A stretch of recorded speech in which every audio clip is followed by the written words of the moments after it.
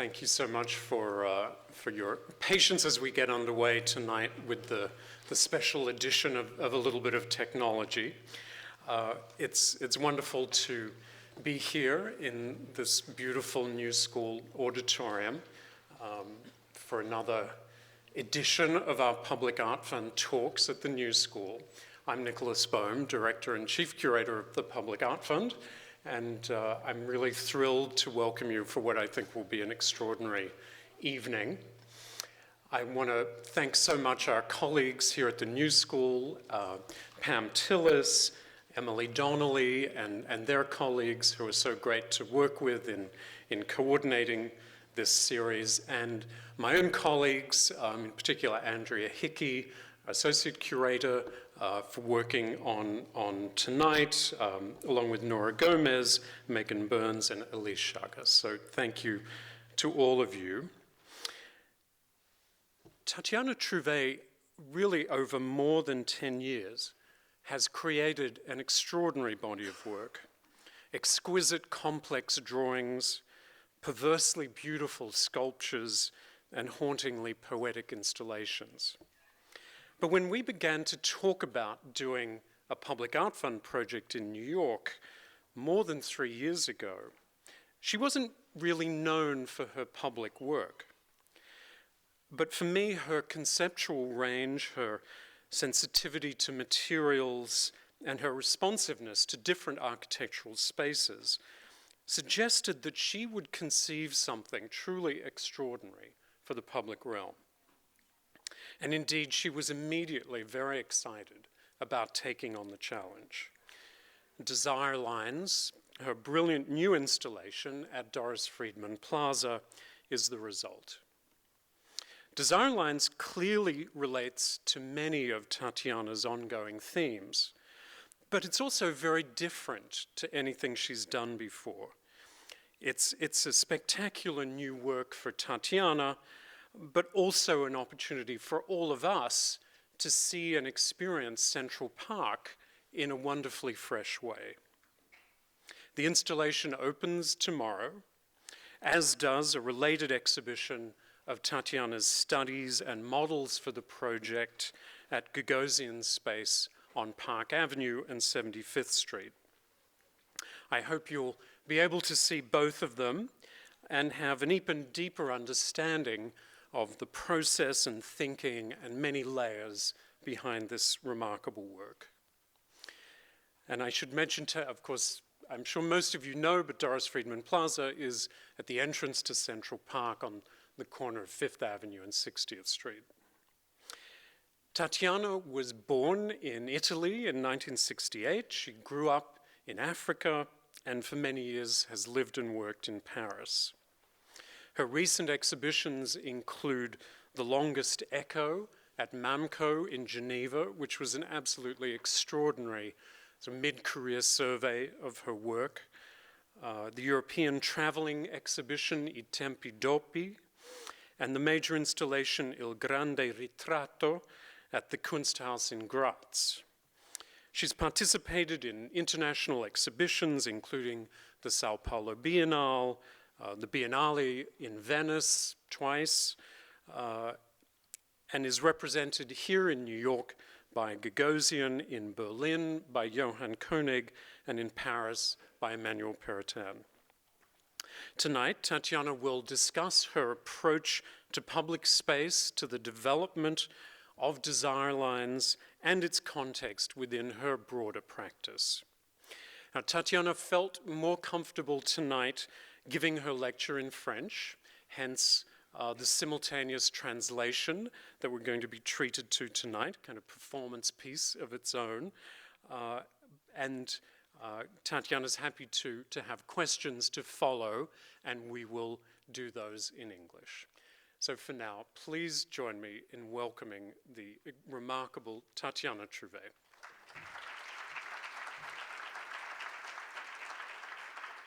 So good evening.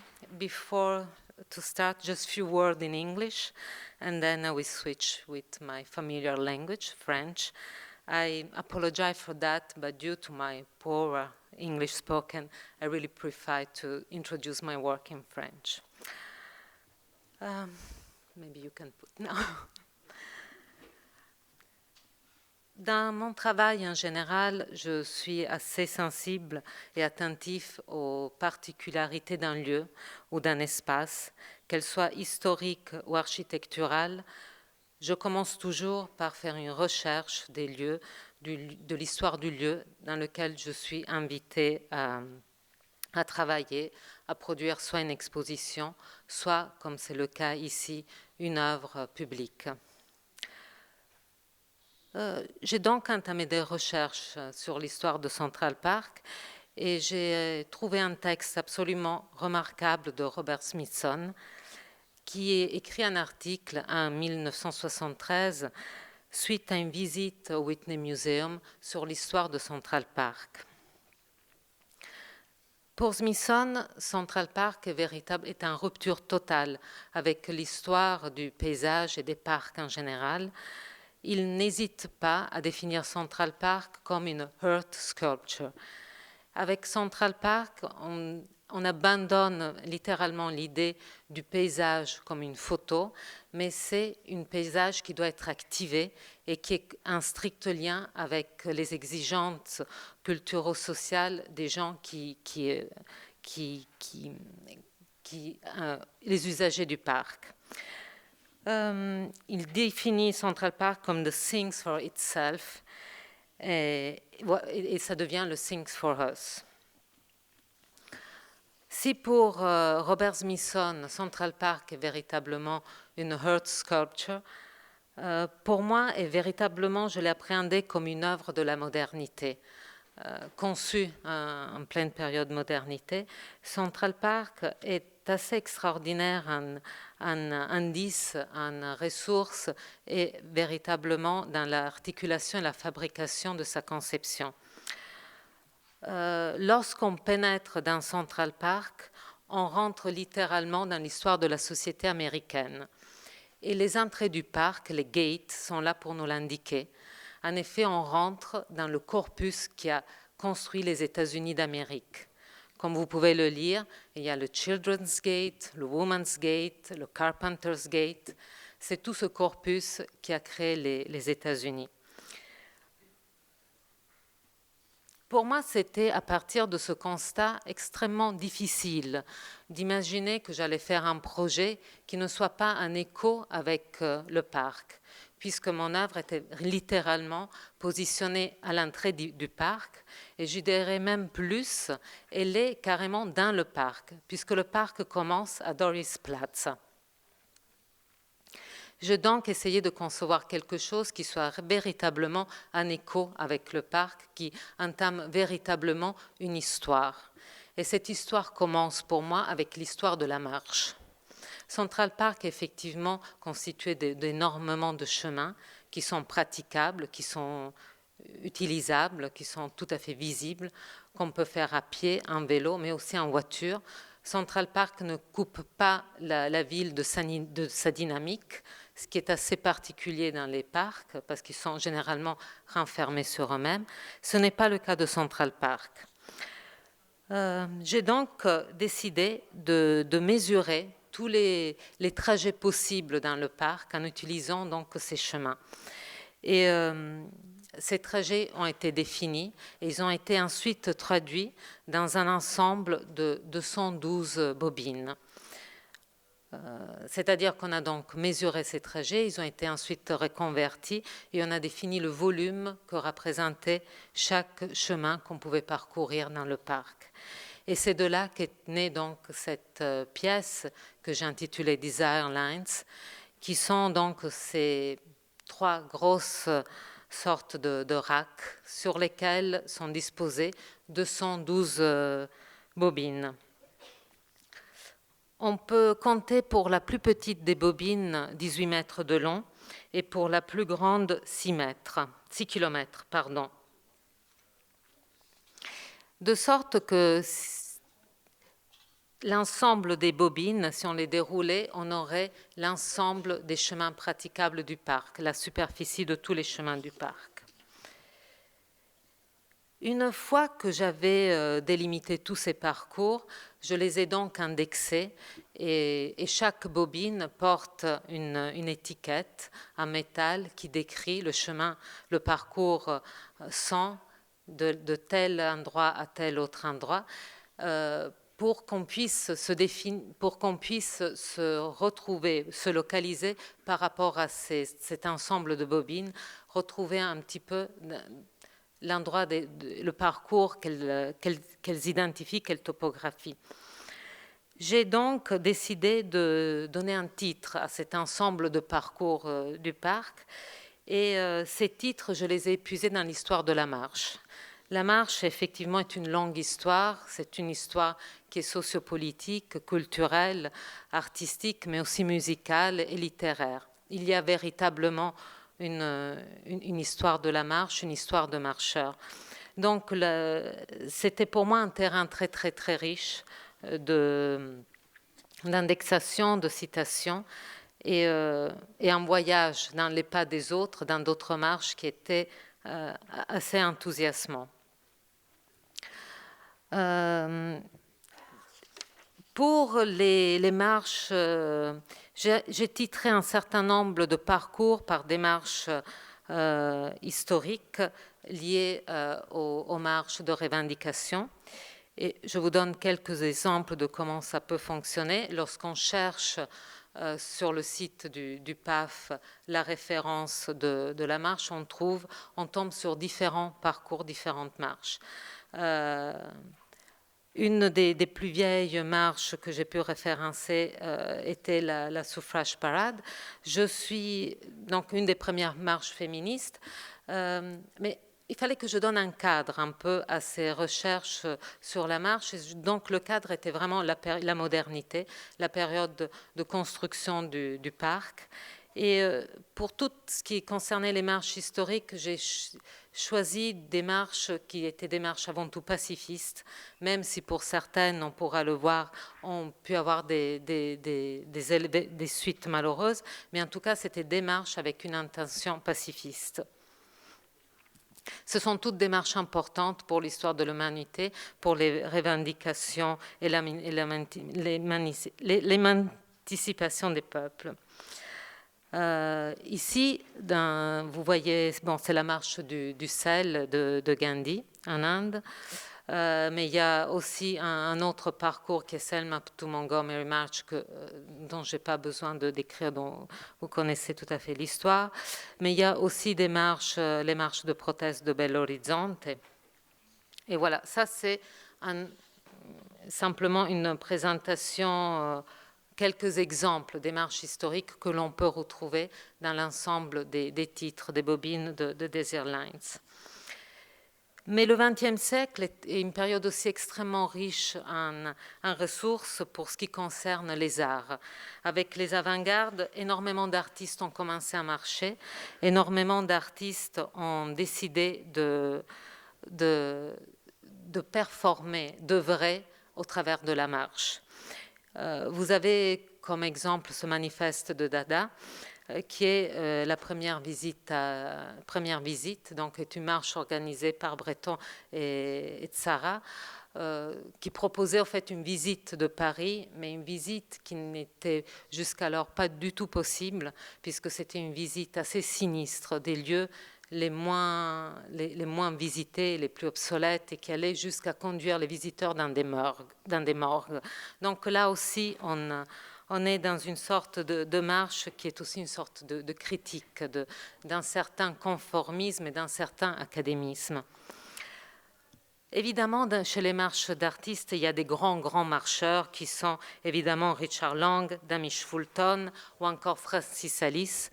Et vous voyez derrière moi un des statements très connus de Francis Alice qu'on peut lire aussi presque comme un poème, et qui est une marche à la fois qui est une marche peut-être à la fois un peu de l'errance de la marche. Il y avait également, un autre exemple qu'on peut trouver, c'est This Way Brown, c'est le titre d'une pièce de, évidemment, Stanley Brown, où en fait il est dans la rue et il demande aux passeurs, aux gens qui passent, de lui indiquer un chemin de tel endroit à tel endroit. Il demande aux gens de dessiner ce chemin. Et il obtient tout un ensemble de cartes de topographie différentes et ensuite il essaie de réaliser ses parcours dans la ville. On trouve aussi Hommage à Aragon. Alors quand on cherche, Hommage à Aragon est une pièce de Jan Dibetz, une pièce qu'il a fait un hommage à Arago, qui était un scientifique important français. Et en fait, ce sont des plaques dans lesquelles sont indiqués le nord et le sud. Elles sont disposées à Paris, mais elles sont disposées pas n'importe comment. Elles sont disposées sur l'axe méridien, puisqu'Arago, il a inventé l'axe méridien. Et donc, au fait, c'est une lecture de Paris qui est au travers de cet axe méridien. Évidemment, on trouve beaucoup d'exemples de grands marcheurs chez les Fluxus, qui donnent énormément de listes, de concepts de marche à réaliser. Et on va voir dans et qui sont tout à fait des fois ludiques et des fois, au fait, ils mettent l'accent sur ce que la marche met en œuvre lorsqu'on marche. Là, par exemple, on a un exemple, Taking Shoes for a Walk, qui est une pièce de Alan Capro. J'aimais bien de montrer aussi, de prendre ce titre, parce que c'est un titre qui est évocateur un peu dans les deux sens. Quand on marche, on prend nos chaussures pour marcher. Mais là, c'était littéralement prendre les chaussures et les faire marcher, avoir cette double jeu, cette double conscience. Il y a d'autres pièces qui sont, par exemple, la City Piece, c'est une œuvre de Yoko Ono, qui donc est un acte très fluxusien, qui dit, voilà, on se balade dans la ville une journée avec une poussette vide. Et donc, il y a cette conscience de la marche, qui est une marche altérée par un acte, mais voilà, il y a toute la conscience aussi de l'objet que l'on pousse qui accompagne un certain type de marche. Encore d'autres exemples, on a par exemple la filature, et la filature qui est une œuvre de Sophie Calle, où elle décide finalement de se faire suivre par un détective privé. Alors le montage est assez spécial puisqu'elle demande à sa mère de payer un détective pour qu'il la suive pendant une journée. Et donc, elle fait un rapport de cette marche. Donc, elle se balade dans la ville, elle fait plusieurs choses et ce détective la suit. Il y a un autre titre qui est le Path Free. C'est une pièce de David Ammons, c'est un film. Au fait, il marche dans la ville en donnant des coups de pied à une sorte de tonneau en métal qui fait du bruit. Alors, David Ammons est un artiste, évidemment, que j'aime énormément. Il dit une chose assez belle. Il dit... moins je fais le moins je travaille et le plus je suis un artiste. En fait, ça peut sembler dérisoire et même de dire ça dans une école d'art, mais il y a cette conscience et cette précision qu'un geste minimaliste, mais aussi attentif à une marche, qu'est-ce que c'est que marcher, le bruit de cette canne dans la ville, qu'est-ce que ça peut réveiller et comment en fait un artiste peut l'amplifier et le sentir.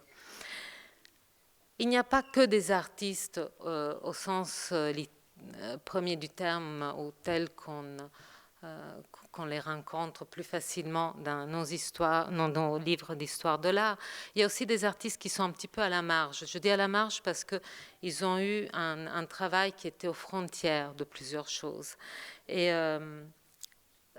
là, je vous montre un exemple d'un des titres qui est Ligne d'air. Ligne d'air, c'est un travail qu'a fait Deligny, qui était un enseignant dans les années 70, qui a fait un travail tout à fait remarquable et assez expérimental avec des enfants autistes. Et il a remarqué que ces enfants qui étaient considérés hors normes, en fait, avaient un sens de l'espace qui était très précis et qui, justement, avaient des frontières presque virtuelles qui ne dépassaient pas. Dans l'espace, ils retrouvaient des normes et une structure très précise. Il a décidé de partir dans les Cévennes, Et c'est drôle parce que dans les Cévennes, vous verrez, il y a plusieurs récits qui sont liés à la marche. Il est parti dans les Cévennes, avec un groupe d'enseignants, il a commencé à dessiner sur une feuille l'emplacement du site, c'est-à-dire là où ils plantaient la tente, les bancs, l'aménagement du territoire dans lequel ils allaient rester.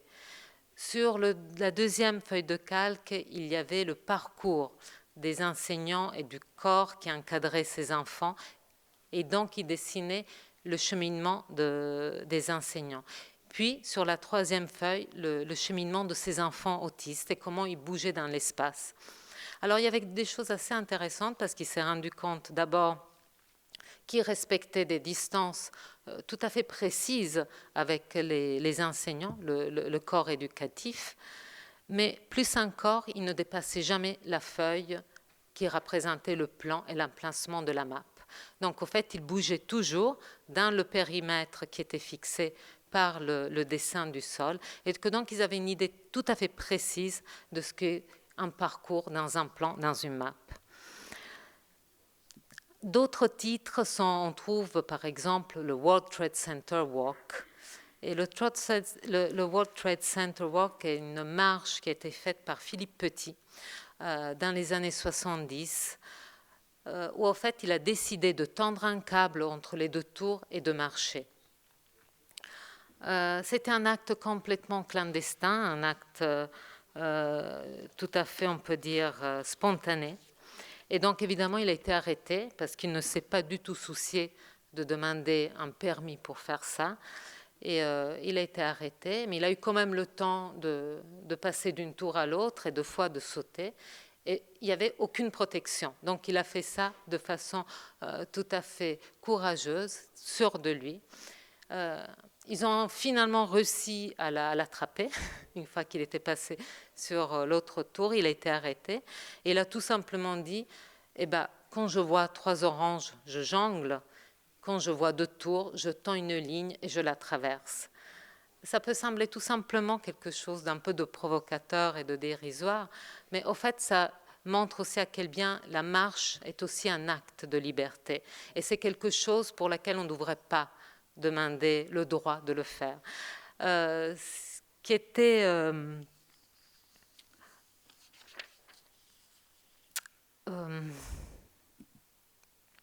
la littérature aussi a été une source très riche de titres et d'inspiration pour l'indexation de tous ces parcours. On y retrouve beaucoup. La littérature et la philosophie parlent énormément de la marche, parce qu'avec la marche, on met en marche aussi l'esprit. On commence à penser, c'est un vrai travail de se mettre en marche, en fait. J'ai évidemment trouvé des titres qui sont liés à la marche de... Excusez-moi. Ce que vous voyez là, au fait, c'est un poème, Tournesol, c'est un poème de Breton.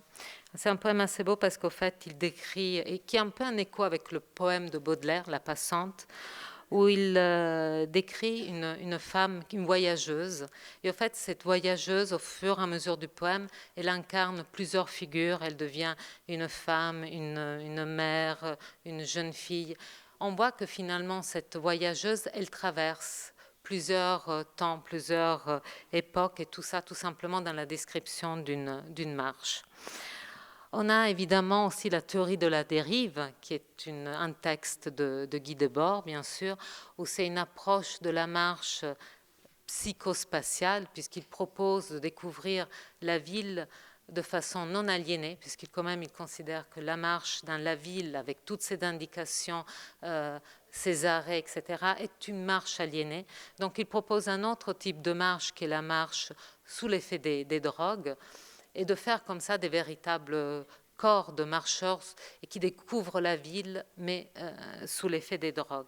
C'est une pièce évidemment qui est aussi un écho avec cette œuvre de Francis Alice qu'on connaît tous, Narcotourisme, où il marche dans la ville après avoir pris des cachets hallucinogènes ou d'autres drogues. Un autre titre, c'est Ghen, qui est une très belle nouvelle de Thomas Bernard, où en fait, ces nouvelles lui racontent de 3 personnes qui sont dans un hôpital psychiatrique et qui essayent de marcher, qui essaient de quitter l'hôpital, mais qui n'y arrivent plus parce que d'abord, une des 3 personnes est morte, donc elle n'est plus là, et les 2 autres sont handicapées. Alors là, on est dans un contexte plutôt d'une marche aliénée. La marche a été aussi beaucoup chantée, beaucoup jouée, et je pense que le blues, par exemple, est véritablement la musique de la marche. Vous savez, c'était pour moi assez difficile parce que j'avais 212 bobines. Et ces 212 bobines, je devais les nommer. Donc j'avais un cadre dans lequel il fallait que je fasse des choix. L'histoire de la marche, on peut retrouver des musiques qui datent du Moyen-Âge, qui ont été composées sur des marches des boiteux. Mais je ne pouvais pas tout mettre. Donc j'ai quand même choisi des références qui restent dans le cadre de la modernité, dans le cadre de la construction de Central Park. Évidemment, on trouve des titres qui sont Walk the Line, qui est Johnny Cash, qui au fait, c'est tout à fait l'inverse d'une marche libre. C'est la marche qui est dans la ligne et dit avec toi, j'arrête de faire n'importe quoi, je me tiendrai en ligne, justement, je ne passerai pas la frontière. On a par exemple une autre chanson de Lou Reed, Walk to the Wild Side, justement, change tout, casse tout et soit complètement dans la subversion et pas du tout dans la règle. Mais quand on parle de musique, ce qui est assez beau, c'est finalement de l'écouter. Et pour ça, j'ai choisi de vous faire écouter 2 morceaux de Fats Domino, qui sont tous les deux dont tous les deux, on retrouve le titre dans mes bobines, qui sont I'm Walking. Premier morceau qu'il a fait en 1957, et Walk to New Orleans, deuxième morceau qu'il a fait en 1960. Donc, à 3 ans d'écart.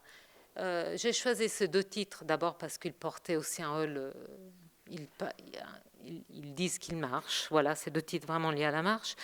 Mais aussi parce que si on écoute les paroles de ces 2 morceaux, c'est vraiment 2 morceaux en miroir qui ne racontent pas seulement 2 histoires d'amour dont il est question dans les 2 chansons, mais ils racontent aussi complètement une histoire de la marche musicale. Je vous propose de l'écouter, un extrait du premier titre.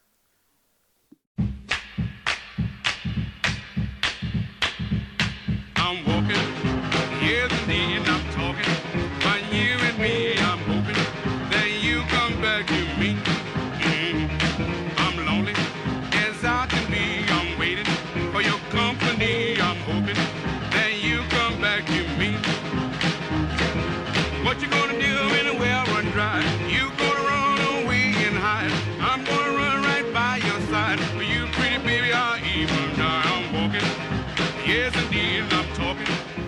Donc, on ne va pas le passer tout en entier, mais comme vous pouvez l'avoir compris, il est question d'une marche qu'il fait en attendant son amoureuse qui est pour l'instant pas là, mais qui sait qu'elle reviendra vite, avec elle il va marcher, avec elle ils iront ensemble, ils feront des choses, etc. Donc c'est plutôt une marche tout à fait allègre, qui n'est pas du tout au tempo de la marche, comme le peut être le blues qui fait ça. Lui, c'est une marche très très rapide, on est dans le rock'n'roll.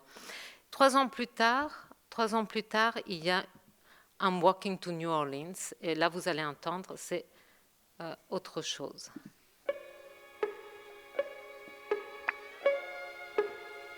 This time I'm walking to New Orleans. I'm walking to New Orleans. I'm gonna need to parachute when I get through walking these blues. When I get back to New Orleans, I've got my suitcase in my hand. Now ain't that a shame? I'm leaving here today. Yes, I'm going back home to stay. Yes, I'm walking to New Orleans. j'adore ce morceau, je pourrais vous le passer en entier, mais on a un temps à respecter. Alors, dans ce morceau, déjà, on n'est plus du tout dans le même rythme, on s'approche beaucoup plus aux marching band, qui sont justement originaires de la New Orleans, et qui sont ces marches qui sont pour les enterrements, donc les marches funèbres, mais qui sont aussi à la fin des enterrements des marches funèbres et qui célèbrent de façon plus joyeuse. Dans ce texte, il dit je m'en vais à la New Orleans, tu as pris tout mon argent, c'est fini, this time, cette fois, je retourne chez moi. Donc, en fait, à 3 ans d'intervalle, il s'est passé des choses. Dans la première chanson, il marche pour quelqu'un, et dans la deuxième chanson, il marche pour s'en aller. Mais il marche aussi pour rejoindre un autre genre de musique, qui est justement un retour plus aux sources lié à la tradition des marching bands. Dans cet atlas des titres, il y a aussi des titres que j'ai inventés et qui correspondent justement à tout un travail que j'ai engagé depuis plusieurs années maintenant autour de titres et qui font référence peut-être aussi à la situation et au moment dans lequel on regarde ces bobines et les personnes qui nous sont autour.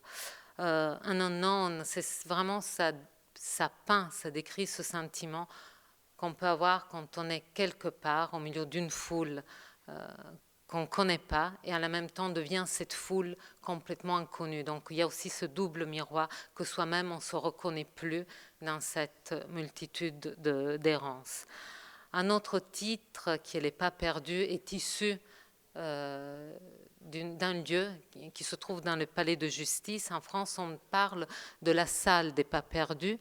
Et la salle des Pas perdus est ce lieu qui est justement un espace transitoire entre l'espace extérieur, l'espace de liberté, et l'espace de la justice. Au fait, on appelait cet espace-là les 100 pas parce que les gens attendaient et faisaient les 100 pas. C'est le dernier moment que les clients peuvent encore consulter et parler avec leur avocat. J'aimais bien que finalement, il y a un espace où les pas n'ont plus aucun sens. La marche est une marche en suspens. Et comme vous avez pu le voir, l'histoire de la marche est une histoire assez tout à fait passionnante parce que finalement, c'est la chose la plus banale et la plus simple qui existe.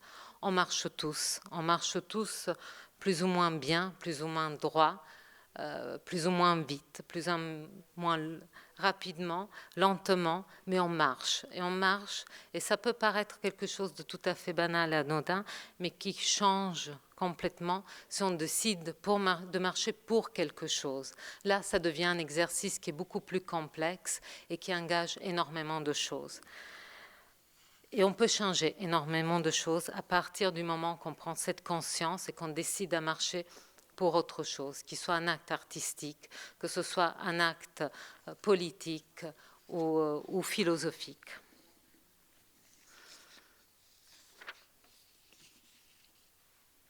Ce que j'ai voulu faire, ce n'était pas du tout une anthologie de la marche, une encyclopédie de la marche, un dictionnaire de la marche dans tous ses états et dans toutes ses formes et ses disciplines.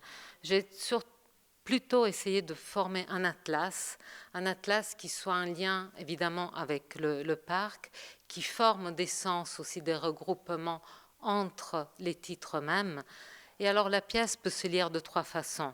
Quand on est face à la pièce, on peut soit décider de lire, de voir cet ensemble et de lire les titres et les descriptions des différents chemins associés à un titre comme un poème ouvert et s'en arrêter là. On peut aussi décider finalement d'aller plus loin, comme je vous le montrais tout à l'heure, et chercher d'où viennent ces titres et rentrer dans une histoire de la marche. Et ça devient un autre type de travail. Mais on peut aussi tout simplement décider d'essayer d'emprunter les descriptions que je donne et de commencer à marcher dans le parc en essayant de trouver tous ces chemins que je décris. Pour moi, c'était important de marcher, de faire une histoire de la marche qui était de marcher dans les pas des autres, de marcher dans d'autres histoires. Tout mon choix a été fait par affinité. Mes choix de marche historique ont été faits avec l'idée que c'était peut-être toutes des marches dans lesquelles j'aurais voulu participer et dont je ne pouvais pas participer, soit parce que géographiquement j'étais très éloignée, soit tout simplement parce que je n'étais pas encore née. Mais de les célébrer dans cette pièce m'a permis d'une certaine façon de les faire, ces marches.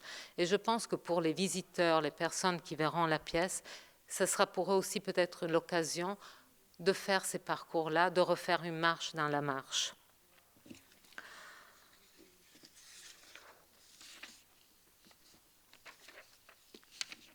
J'ai commencé l'introduction à mon travail un peu par la fin. Généralement, on commence par présenter son travail un peu de façon chronologique. J'ai décidé de faire l'inverse et plutôt de voir comment, de cette pièce, j'allais justement tirer des lignes, puisqu'il est question de lignes, pour appréhender le reste de mon travail et voir un peu comment donc cette œuvre s'inscrit dans le reste de mon travail. Comme vous l'avez vu, il s'agit donc, d'une certaine façon, cette pièce propose différentes temporalités, propose l'idée qu'on marche, qu'on peut rentrer dans le parc en choisissant un parcours et donc de recélébrer d'une certaine façon une marche qui a eu lieu, mais en le faisant maintenant, ici et maintenant. On a donc peut-être deux temporalités qui peuvent se superposer. Cette idée de temps est quelque chose qui est cher aussi dans mon travail. Et j'ai entamé, il y a quelques années, une série d'œuvres que j'ai intitulées I tempi doppi, en italien, donc en français les temps doubles, où il s'agit au fait de structures de lignes qui sont dans l'espace, où il y a deux ampoules, donc une est en bronze, éteinte, calcinée, presque pétrifiée, et une autre est allumée. Cette idée de temps est une chair. En fait, les temps doubles est quelque chose qui ne peut pas exister. On ne peut pas vivre deux temporalités simultanément, le passé et le présent. En même temps, c'est quelque chose qui est impossible. Mais il y a cette chose dont on a tous fait aujourd'hui l'expérience, j'en suis sûre, qui s'appelle le déjà-vu, cette expérience qui consiste à avoir le sentiment profond que cette situation, ce lieu, cette parole, ce visage, cet endroit, on l'a déjà vécu, on l'a déjà vu avant. Et on ne comprend pas comment cela peut se produire, ce sentiment de dire « mais ça, ce que je suis en train de vivre maintenant, je le connais déjà, il appartient à mon passé ». En fait, c'est tout simplement un décalage, c'est un bug, on peut dire. Mais pour Bergson, ce bug, il va plus loin, il dit « ce n'est pas du tout une pathologie, bien qu'elle soit considérée comme une pathologie. C'est l'unique moment où finalement le passé et le présent sont ensemble, se superposent. Donc c'est l'unique moment dans notre existence que ces deux temps viennent ensemble et qui donc ils sont doubles. En fait, ces pièces, on ne voit à aucun moment le câble qui les alimente. On ne sait plus si c'est l'ampoule éteinte qui fait fonctionner celle allumée et quel est le passé et le futur du fonctionnement justement de ces deux ampoules. Quand les temps se superposent, les espaces aussi, et aussi les temporalités. Et une autre pièce, œuvre de mon travail qui rejoue, mais d'une façon différente, c'est cette pièce que j'ai intitulée 350 poids à l'infini, et qui sont au fait un ensemble de fils à plomb qui pointent chacun des angles d'attraction magnétique différentes. Un peu comme si dans un espace donné, dans un lieu donné, d'un seul coup, on avait 350 ou des fois plus mondes et façons d'exister différentes. Là encore, il y a une pluralité des dimensions, une pluralité des mondes.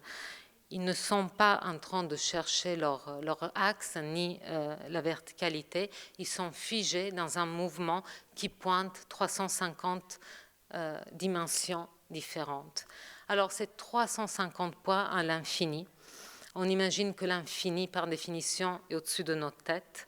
Là, dans ce cas, on est renversé.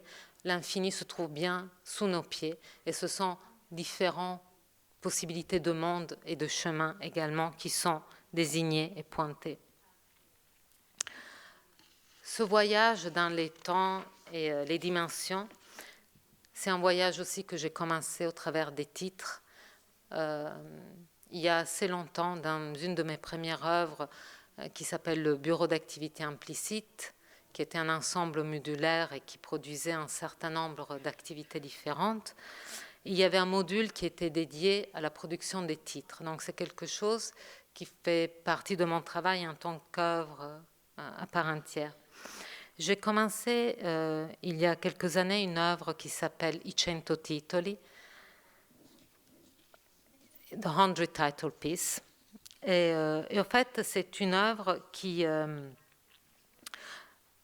chaque année change de titre. En fait, cette œuvre se présente comme deux valises en bronze qui sont statiques, qui ne peuvent plus voyager, qui ne peuvent plus aller nulle part, qui ont donc arrêté, cessé leur voyage. Mais sur ces valises sont posés un ensemble de titres, et ces titres sont le programme de la pièce. Le premier titre commence en 1968 et le dernier titre finira en 2068. Donc, au fait, la pièce, chaque année, change de titre. C'est une pièce qui est programmatique et qui est définie par les titres eux-mêmes. Elle a trouvé une forme de voyage permanente et inscrite dans le temps, dans une installation qui est encore en cours de fabrication, en cours de route, et qui m'est chère, dont, au fait, cette valise est... là, vous voyez simplement le montage, l'étude pour la pièce, puisque, comme je vous ai dit, elle est encore en cours de réalisation.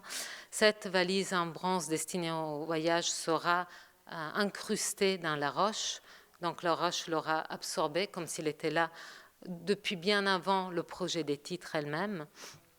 Et puis, les titres eux-mêmes sont gravés tout autour de la roche. Donc, au fait, on marche dans le paysage en lisant les titres de ce voyage. Donc, Timesnell, c'est un des titres qui donnera son titre en 2020 à la sculpture qui est dans la roche.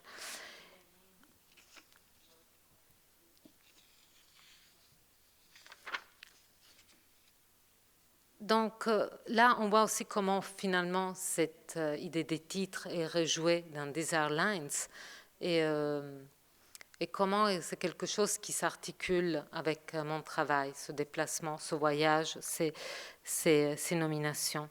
Mais les lignes sont quelque chose qui traverse un peu toute mon œuvre et on retrouve justement dans mes dessins une ligne conductrice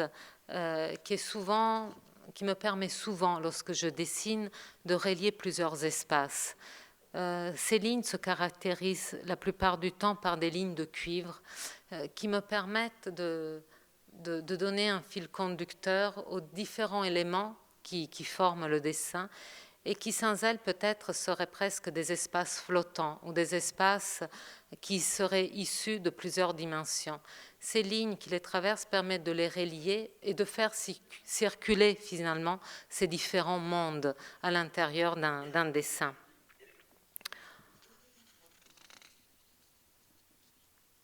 Des fois, ces lignes sont amplifiées de façon littéralement spatiale. C'est-à-dire que mes dessins, je les présente rarement tout simplement accrochés à un mur. Je l'ai fait, je l'avoue, mais ce n'est pas simplement leur mode d'existence. Récemment, lors d'une exposition, j'ai voulu prolonger ces lignes en dehors des dessins eux-mêmes et les faire justement s'articuler dans l'espace et les faire non seulement prolonger les lignes du dessin dans l'espace, mais permettre finalement de traverser l'espace au travers de toutes ces lignes et de relire les dessins de façon différente et de les relire finalement dans une histoire qui permettent de les superposer et de les rejouer dans l'espace et donc de les appréhender finalement de façon différente. Lorsque je passe dans la troisième dimension, dans la dimension beaucoup plus architecturale de mon travail, je repars dans des lignes finalement qui sont liées au dessin. Et d'ailleurs, je n'hésite pas pour mes sculptures à leur faire subir les lois qui sont les lois de la perspective, et donc des lois strictement liées au dessin, aux deux dimensions. Je fais des sculptures que je construis en perspective et qui ne se lisent aussi que d'un point de vue. Cette corde en bronze qui est là, finalement, ce n'est pas la photo qui la rend aussi grande et dont on peut lire l'arrière plus petit. Elle a été construite comme ça. Elle a été construite aussi comme une image qui se verrait dans un miroir. Et donc, on est à nouveau à l'intérieur d'images plus que d'espace. J'utilise aussi souvent le sisal, qui est très proche finalement de la toile sur laquelle sont marouflés mes dessins, qui recouvre l'espace et dans lequel finalement ces sculptures peuvent redevenir des dessins. Donc il y a toujours ces chemins d'un monde à un autre, et ces chemins finalement que l'on retrouve un peu aussi avec Desire Lines. Lorsque j'étais en train d'élaborer ce projet, une amie australienne me demandait « Est-ce que tu vas vraiment mesurer tous les chemins qui traversent Central Park ?»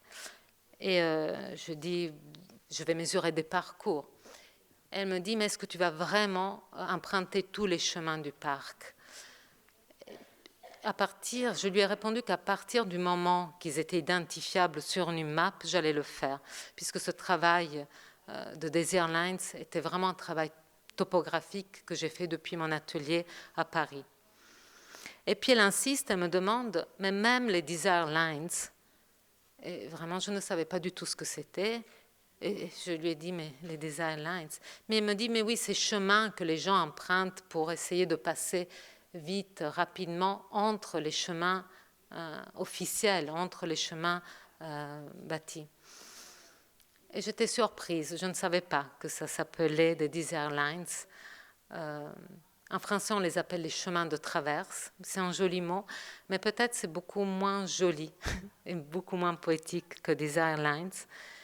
Et évidemment, c'était la seule chose que je ne pouvais pas identifier sur une map, puisque c'est le Wild Walk du Central Park, ce qui rend peut-être aussi tout le personnel et les agents du parc un peu désespérés.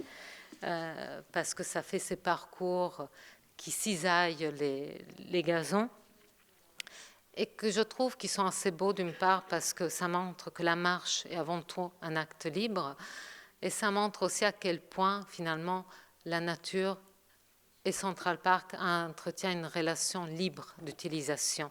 Il y a les choses qui sont bâties.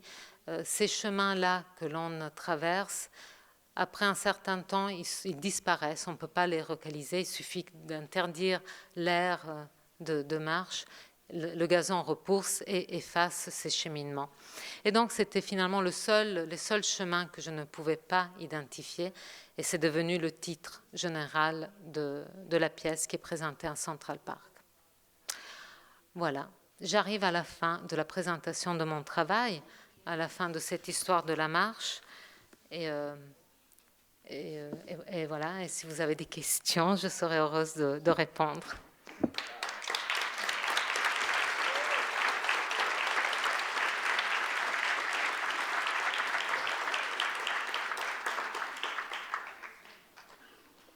Tatiana, thank you so much. Is this on? Yes, great. I think we do have a few minutes for questions, which we'll do in English. If people would like to raise their hands, we have microphones that we'll pass to you as well so that everyone can hear the questions, and this is recorded as well. Tatiana, maybe I'll just begin asking you to talk a little bit about, I'm curious about how you compose a work, say specifically Desire Lines.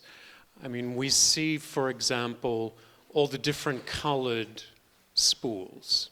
And I'm wondering if you could talk a little bit about, say, how you chose those colors. Or, for example, in the titles, why you decided, was there a process to associate, your cultural title with the physical title. How did those get matched together? Oh, okay. So for the first part of the question, the colors, they were not choose. In fact, when I was measuring the different trajectory on the park, actually the different way to measure them, I first start to draw with the tracing paper on top of the map of Central Park, and then to have the distance, I really realized, because Central Park provide me with a really detailed map, I decided to reproduce the map on the canvas and to knitting, so to knitting, coudre. So it, yes. And then when I was pulled the string, I could have the exactly distance on scale of the map. And this distance was given to an engineer to calculate the dimension of the path. But by the way, to do that, to don't get confused, I have to use different colors. In the beginning, I was just take the black because it's the most visible. But after one point, I realized that I even couldn't see the different trajectory only with the black because everything was overlapping. And then I started to introduce the colors to recognize and to get more easy to have the different trajectory. And then when I decided then when they was translated on a spool, I just decided to use exactly the same colors, to don't choose, because for me one color is exactly like the other colors. There is not one color that I preferred on the other one. I just took exactly the colors that I was needing to elaborate the project and to translate on 3 dimensions. And also because maybe they have this industrial character with also,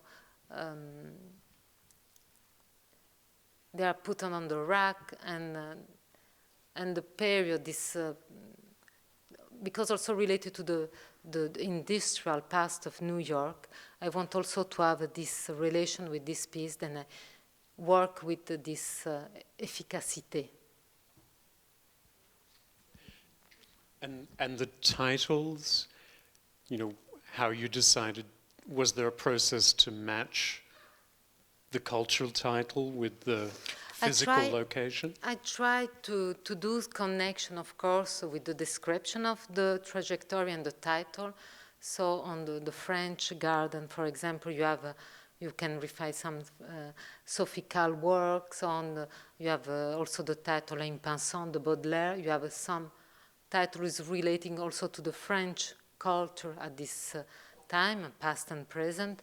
I was trying also to look then close to each other. The title, they work also, they work like a poetry. Like, for example, you have the longest walk, then is the Indian walk for the right, took 4 months to walk through the United States. And just behind the longest walk, you have the miniature longest walk with an artist piece. So I was also looking the combination with the title on the spool, and of course the relation that they have with the description of the different trajectory on the park. Thank you. Sorry, question. This is on. Hi. I was wondering how you approached more somber walks that represented like displaced people, or walks of, I guess, forced walks, if that was included in your work, and why or why not, and how you represented that maybe differently or not. I want to be sure that I understand. What do you say? The forced walk. What is it? Like a walk that has a somber feel, or is a tragic walk, or sad, or because there have been so many.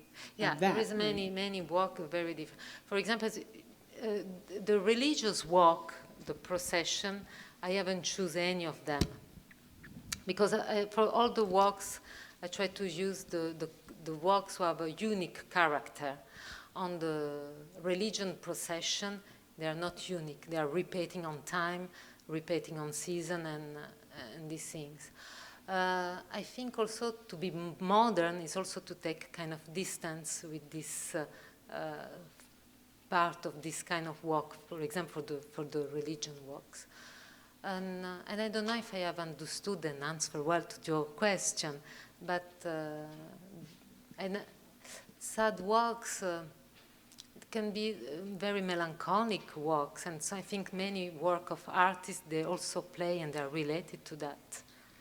I think the idea was also that you can walk on the park with thinking a piece of music that is indicating on one of the title, or walking on the park with one of the book is on the title of one of the spool, and to approach the park also in this way.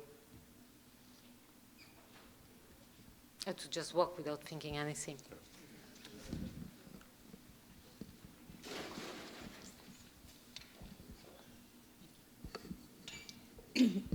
Thank you very much.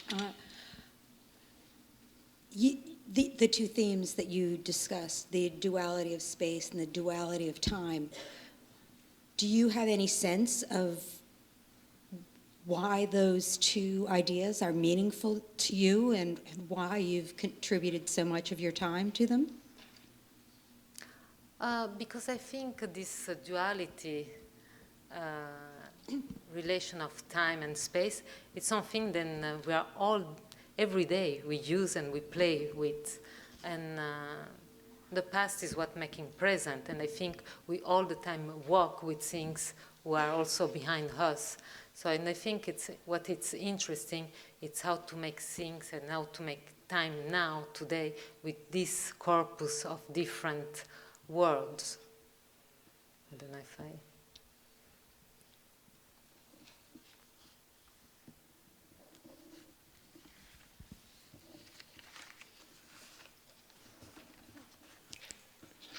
I think your eloquence in both French and English has stunned everybody. But Tatiana, I think if there aren't any other questions, let me thank you so much for, first of all, what is an absolutely extraordinary installation. I hope you'll be able to see it very soon. It's really been a delight to work with you on that, and to understand more about all of your work through the lens of this new piece, the way you've shared that with us tonight. The many lines that run through your work and find their way to this extraordinary new piece. Tatiana, thank you so much. Thank you.